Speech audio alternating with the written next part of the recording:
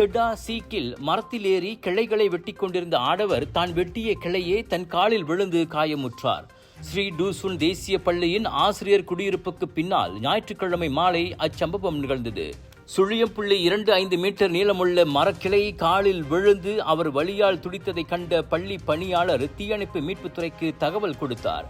கனமழைக்கு மத்தியில் 4.57 மீட்டர் உயரத்தில் மரக்கிளையில் சிக்கிக் கொண்டவரை ஏணி வைத்தேறி சங்கிலி ரம்பத்தின் உதவியுடன் 10 நிமிடங்களில் தீயணைப்பு மீட்புக் குழுவினர் கீழே கொண்டு வந்தனர்.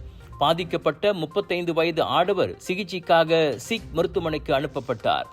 மரக்கிளைகளை வெட்டும் போது அதற்குரிய கருவிகளை பயன்படுத்த வேண்டும் என்பதோடு கவனமாகவும் இருக்க வேண்டும் என தீயணைப்பு மீட்புத்துறை பொதுமக்களை அறிவுறுத்தியது.